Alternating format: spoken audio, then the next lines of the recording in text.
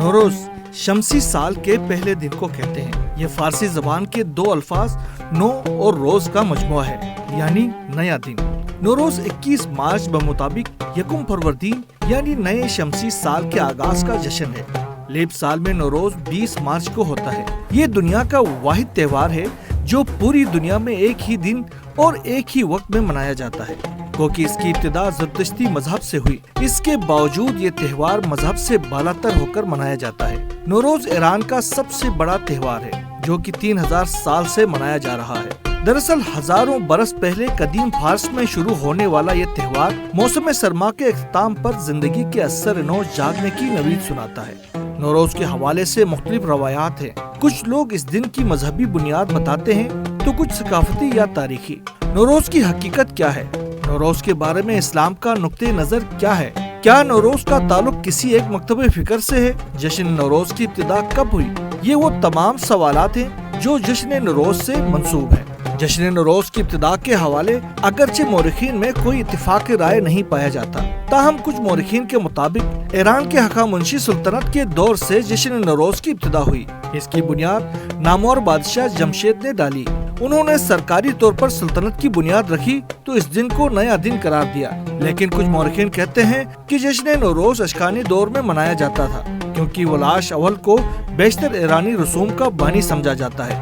دونوں روایتوں میں زیادہ اور پختہ شواہد موجود نہیں۔ کچھ مورخین نے ساسانی دور حکومت میں جشن نوروز کی ابتدا کی دلیل دی ہے۔ قدیم ایرانیوں کی سوچ تھی کہ سورج زمین کے گرد اس دن اپنا چکر مکمل کر لیتا ہے، اس طرح ہجری شمسی سال مکمل ہو جاتا ہے۔ تاہم جدید سائنس اس بات کو رد کرتا ہے۔ بہرحال ایرانی عوام کو یہ جشن ورثے میں ملا اور انہوں نے ان رسومات کو جاری رکھا اور ثقافتی عقیدت و احترام کے ساتھ جشن نوروز مناتے رہے، اور یہ تہوار بین الاقوامی شہرت اختیار کر گیا، یہاں تک کہ اقوام متحدہ کی جنرل اسمبلی نے سن 2010 میں 21 مارچ کو نوروز تہوار کا عالمی دن قرار دیتے ہوئے اسے اپنے کیلنڈر میں رجسٹر کر لیا ہے۔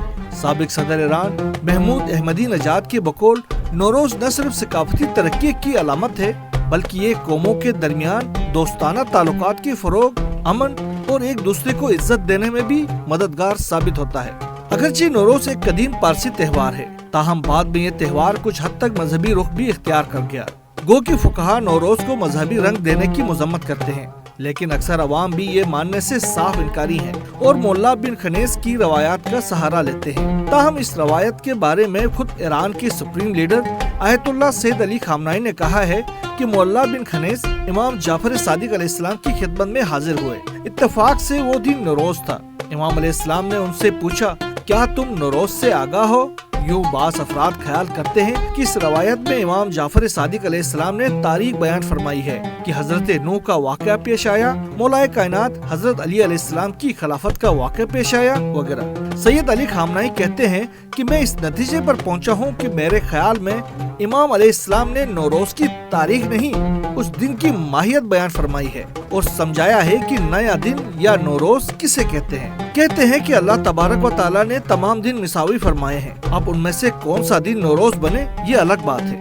آیت اللہ سید علی خامنائی فرماتے ہیں، ظاہر ہے اس کے لیے کچھ الگ خصوصیات کا ہونا ضروری ہے، یا تو یہ خصوصیات ہو کہ اس دن کوئی اہم واقعہ پیش آیا ہو، یا پھر یہ خصوصیت ہو کہ اس دن آپ کوئی اہم کام سر انجام دے سکتے ہو، جیسے کہ امام جعفر صادق علیہ السلام نے جب یہ مثال دی کہ جس دن حضرت آدم علیہ السلام اور حوا نے زمین پر قدم رکھے وہ نوروز تھا، تو اس دن 21 مارچ کا ہونا ضروری نہیں، بلکہ یہ بنی آدم اور نوع بشر کے لیے ایک نیا دن تھا۔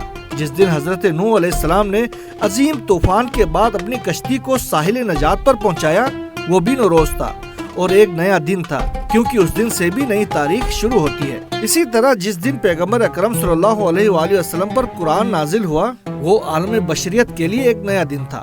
یہ حقیقت ہے جس دن مولائے متقیان حضرت علی علیہ السلام کو مسلمانوں کا ولی بنایا گیا وہ بھی ان کے ماننے والوں کے لیے ایک نیا دن تھا۔ یہ سب کے سب نوروز اور نئے دن ہیں، لیکن ضروری نہیں کہ 21 مارچ کو ہی یہ واقعات رونما ہوئے ہوں۔ اب خواہ یہ واقعات ہجری شمسی سال کے پہلے دن واقع ہوئے ہوں یا کسی اور دن، ان واقعات کو رونما ہونے کا دن نوروز یعنی نیا دن ہے۔ خامنائی کے بقول حضرت امام جعفر صادق علیہ السلام نے یہ نہیں کہا کہ یہ سارے واقعات ہجری شمسی سال کے پہلے دن رونما ہوئے، بلکہ یہ بیان کرنا مقصود ہے کہ جس دن ایسا کوئی واقعہ رونما ہوا وہ نوروز और नया दिन बन जाता है। इसी तरह इनकलाब ईरान के बानी इमाम खुमैनी नौरोज के एक पैगाम में फरमाते हैं, این عید هرچند یک اسلامی نیست ولی اسلام آن را نفی نکرده است، یعنی یہ عید اگرچہ ایک اسلامی عید نہیں ہے لیکن اسلام نے اسے رد بھی نہیں کیا ہے۔ ایران کے معروف عالم دین آیت اللہ شہرودی بھی نوروز کے بارے میں پوچھے گئے ایک سوال کے جواب میں کہتے ہیں کہ اسلامی عیدیں عید الفطر اور عید الاضحیٰ ہی ہیں۔ عید نوروز کو اسلامی عید جانتے ہوئے منانا صحیح نہیں، لیکن اس روز خوشی منانے میں کوئی حرج بھی نہیں ہے۔ اس خوبصورت تہوار کو منانے والوں کے مذاہب و مسالک کی بھلے ہی ایک دوسرے سے نہ بنتی ہو، مگر نوروز پر کوئی اختلاف نہیں۔ منانے کے بنیادی آداب و رسومات بھی کم و بیش وہی چلے آ رہے ہیں۔ ایران میں نئے سال یا نوروز کا جشن 13 دن تک منایا جاتا ہے اور عام تعطیل ہوتی ہے۔ ان چھٹیوں کا 13واں دن منحوس گردانا جاتا ہے اور خاندان کے افراد اس دن گھر چھوڑ کر باہر نکل جاتے ہیں اور پورا دن گھر سے باہر کھانے پینے کھیلنے کودنے میں گزار دیتے ہیں اور اس طرح وہ اپنی تعطیلات کا اختتام بھی کرتے ہیں۔ قدیم فارس میں جشن نوروز کا آغاز توپ دھاک کر کیا جاتا تھا اور ریاست کا سربراہ قوم سے خطاب کیا کرتا تھا۔ ایران میں یہ رواج آج بھی قائم ہے۔ ایران میں ہفتوں پہلے سے گھروں کی اچھے سے صفائی دھلائیاں شروع ہو جاتی ہیں۔ اس عمل کو کھانا تکانی کہتے ہیں۔ جشن نوروز کا آغاز چہارشنبہ سوری سے ہوتا ہے، جو کہ سال کے آخری چہارشنبہ یعنی بروز بدھ کو منایا جاتا ہے۔ اس جشن کا آغاز الاؤ جلا کر کیا جاتا ہے۔ غروب آفتاب کے بعد بچے، خواتین، مرد، پیر و جوان سبھی ساتھ مل کر خشک پتے اور گھاس کو ایک جگہ جمع کر کے جلا دیتے ہیں۔ پٹاخے اور آتش بازی بھی ہوتی ہے۔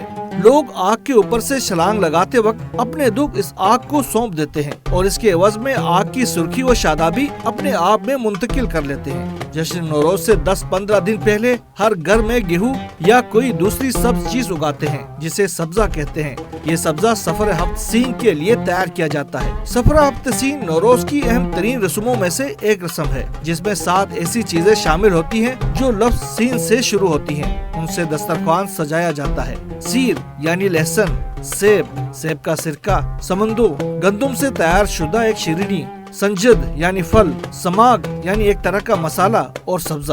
ہفت سین کے علاوہ نوروز کے دسترخوان پر آئینہ، چاول، سکہ، پانی اور لال مچھلی کا رکھنا بھی ضروری سمجھا جاتا ہے، کیونکہ آئینہ حقیقت کی علامت ہے، چاول اور سکہ برکت اور خوشحالی کی علامت ہے، پانی پاکیزگی کی اور مچھلی حرکت کی علامت ہے۔ اس کے علاوہ بھی چند چیزیں مثلاً رنگین انڈے، شمعدان، میوے، نان و پنیر وغیرہ بھی رکھے جاتے ہیں۔ کچھ لوگ قرآن پاک بھی رکھتے ہیں اور کچھ لوگ قرآن کے بجائے دیوان حافظ یا شاہنامہ فردوسی کو نوروز کے دسترخوان کی زینت بناتے ہیں۔ ایران میں یہ دن چونکہ عید کی طرح منایا جاتا ہے، اس لیے خاص طور پر بچوں کے لیے نئے کپڑے اور نئے جوتے خریدے جاتے ہیں۔ کچھ صاحب حیثیت نوروز کے لیے نیا فرنیچر اور قالین وغیرہ بھی خریدتے ہیں۔ جس طرح سانتا کلاس کرسمس کا روپ دھارے تہوار سے قبل نمودار ہوتا ہے، اسی طرح ایران کے ہر چھوٹے بڑے قصبے میں دف بجاتا، لہراتا، گاتا کردار حاجی فیروز نمودار ہوتا ہے۔ سرخ لباس، چہرے پر سیاہ رنگ ملا ہوا، سرخ لال رنگ کی ٹوپی پہنے حاجی فیروز ایران کی گلی کوچوں،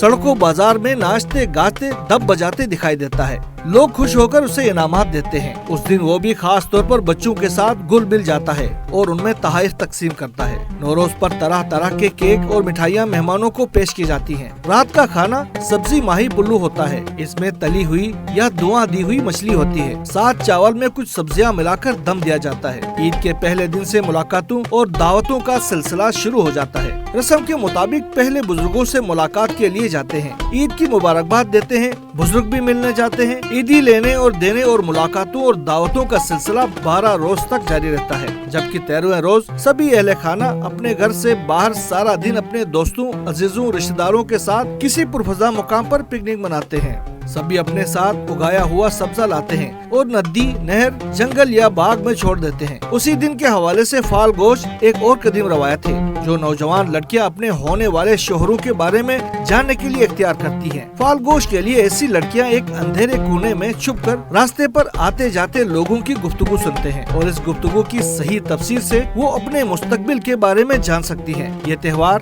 نہ صرف ایران بلکہ Pakistan, Afghanistan, Tajikistan, Uzbekistan, Turkmenistan, ترکی، وسط ایشیا اور کفکاز کے علاقے کا مشترکہ روایتی جشن بھی ہے۔ ان علاقوں سمیت دنیا بھر میں 40 کروڑ سے زائد افراد اس جشن کو مناتے ہیں۔